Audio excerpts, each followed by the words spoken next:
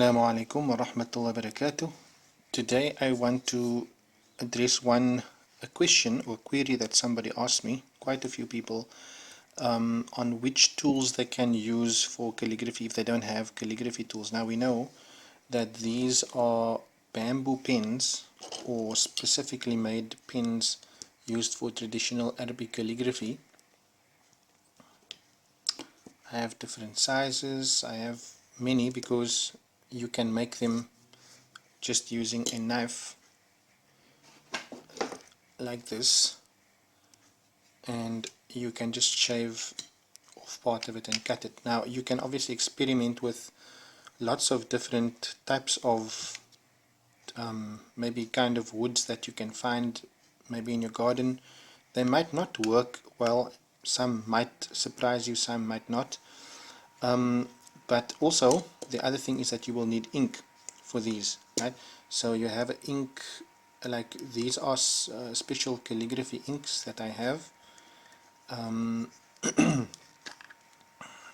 but you can also use just coffee. You can just make on a mixture of strong black coffee and you can use that, or you can use simple, simple things, maybe food coloring.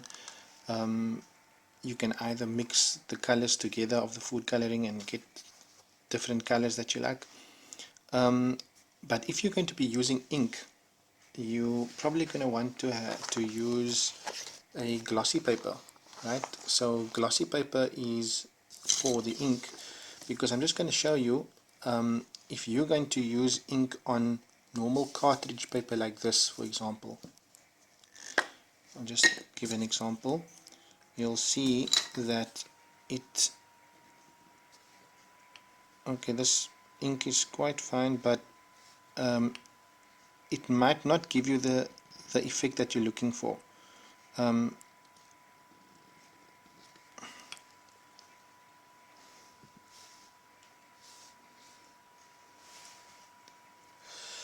let me write over here where the camera is.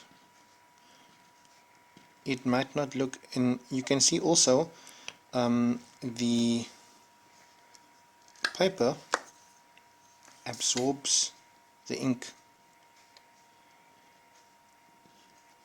Okay, so this is quite fine if you are just starting, but if you are looking to practice Arabic calligraphy on a more regular basis, then you're probably going to want to use a glossy paper. If you can't find glossy paper, I don't know if you can see the difference here, but obviously there's a sharper edge to it, and when this dries, maybe the edges of the marks that you made is going to be a little bit blotchy. That's now the one thing about it. And the same thing we can say for maybe those thick cookies. So you can use cookies.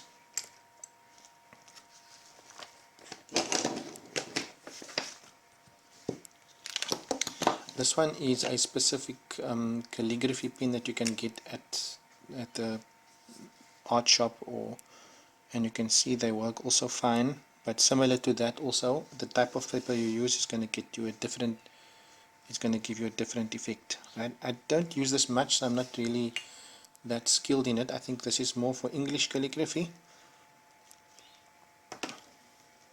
And this one I got as a gift from somebody from Saudi Arabia. But you can see this one is a chisel nib, and it's made for Arabic calligraphy.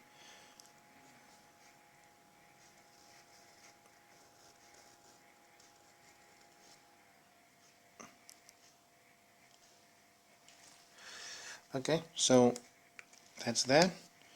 Then you have this outline chisel tip. You must get the chisel tip one, and you can also use a highlighter. This is a bit blocky for me, for my liking. You can see the nib is a bit blocky, but and there you can actually see how, I know, to me that mark is very ugly. I don't specifically like this kind of cookie, but if I'm using it just for design, I'll use it. I prefer my bamboo pens. And this one, similar to that one, it's a Pilot. You can get this at C&A, P&A, and there we go. Right? You can see the difference on the glossy paper. So if you don't have a glossy paper, you can maybe use old calendars or what you call that, pamphlets, gloss pamphlets. At the back of them usually there's just empty white space. You can write on there and you can practice. And then I have this also, obviously for larger writing, Yokin. I mean, you can use, and this is more like a square thing, and you can write with the different sides of it as well, you know. So also, once again, you can see that mark is different on the glossy paper compared to the printer paper.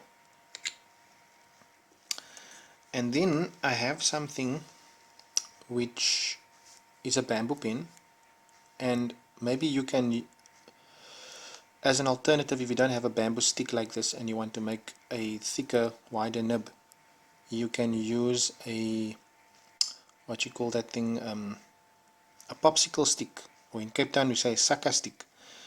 You can use a sucker stick and you can just cut it at the angle. And what I actually used is, if you look closely, you will see I used a piece of nylon. This is actually an old stocking, and then you just tie it with your cotton like that. Obviously make sure that when you fold it in, it's quite taut so that you get a nice straight edge, but I'll show you how this writes. Not very good, but it's also something that you can use for experimentation. Okay, and obviously if you also want these rough lines, this tool is used in the Chinese, or it could be used for the Chinese Arabic calligraphy style, right? So there you can see the nice marks it makes when you have a type of material like this.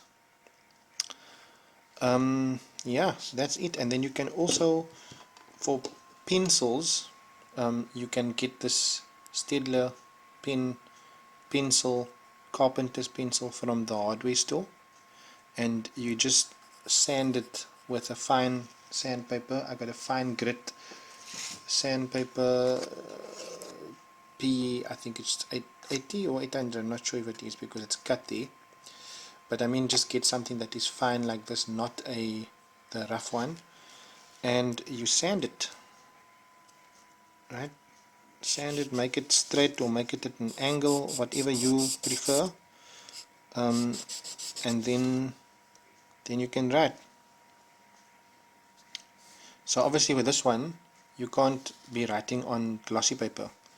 See, you don't even see the mark when I write on the glossy paper. If I drag it on this paper, you can see the mark. So this is also perfect for practicing.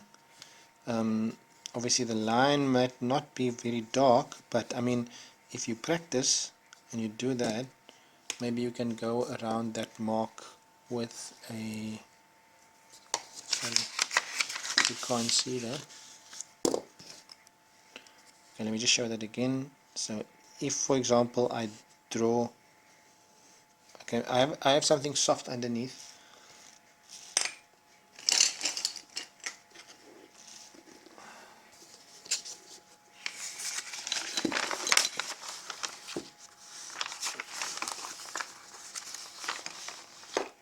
Okay, there's something harder. If you can see that, I'm not doing these marks very, I'm just showing you what you can do. Maybe you can go around it with another pen, something like that. So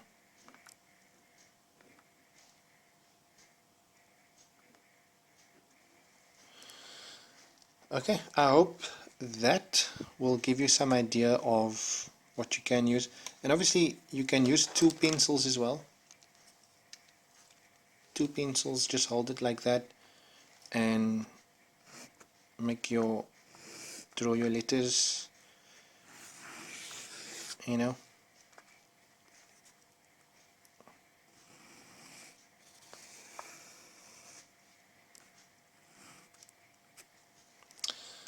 There we go. وآخر دعوانا أن الحمد لله رب العالمين.